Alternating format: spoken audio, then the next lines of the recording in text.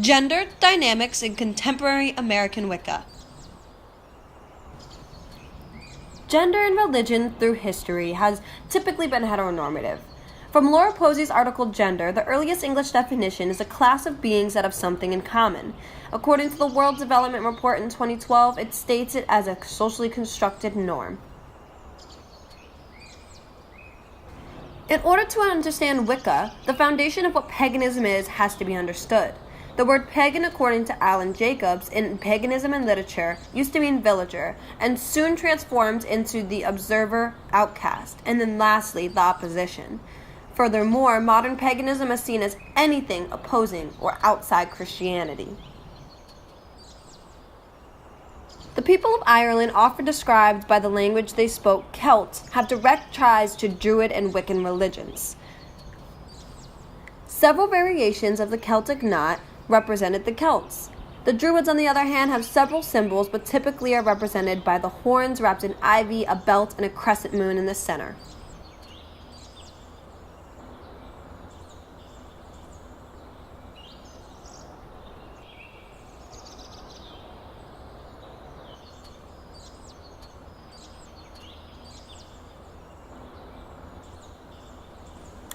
Druidists did not often live with their husbands. Like Bridget Cleary's independent from her husband depicted in Andrea Burke's book, The Burning of Bridget Cleary, independent women during these times were feared. Scholars from the Wicca and Neo-Paganism Primer for Counselors article by Jeffrey L. Moe, Keith Cates, and Victoria Sepulveda have combined research to define Wicca as a combination of European, British, and Irish pre-Christian religious remnants. Over the late 1900s, it became synonymous with witchcraft as it grew popularity in the Western world. Starhawk's The Spiral Dance describes Wiccan belief as a fluid combination between supernatural and natural levels of reality. The phases of the moon are an element of natural reality in relation with supernatural deities present and worshipped.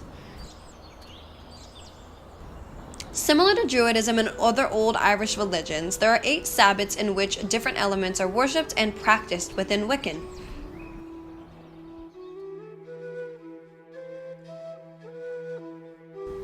A common worship on these Sabbats is finding your deity. Many gods and goddesses can be worshipped during the year, but a core belief of Wiccas is finding your specific deity.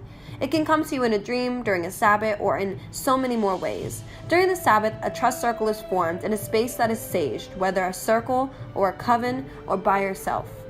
The next step is finding your deity and placing a blessed or pure object in the center of the circle.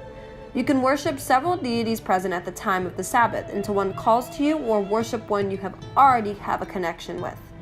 More than one deity can be channeled through this pure object and travel with you until the next Sabbath.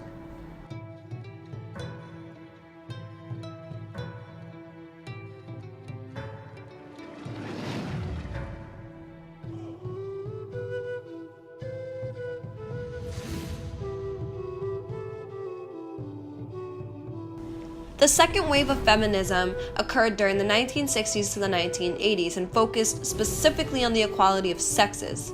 The goddess movement primarily focused on the sole worship of a goddess, completely negating any masculine elements.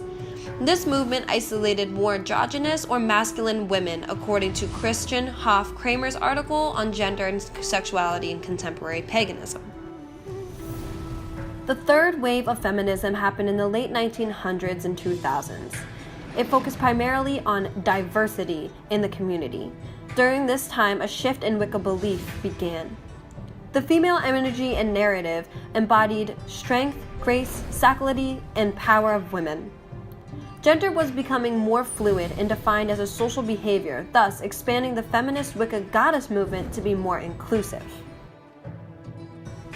In the mid-2000s, gender became viewed as purely socially constructed, as stated in Enchanted Feminism by Joan Solzman. This created another shift in belief. Hidden Circles in the Web, written by Dr. Wise in 2008, discusses gender as an ever-changing expression developed through life milestones.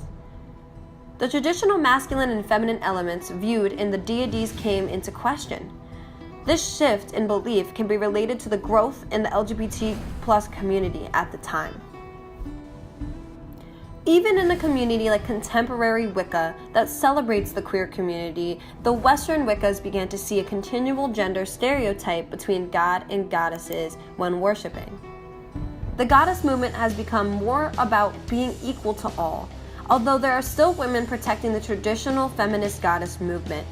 In the last 10 years, the practice of a genderless energy channeled by deities in an object was created to be more inclusive within faith.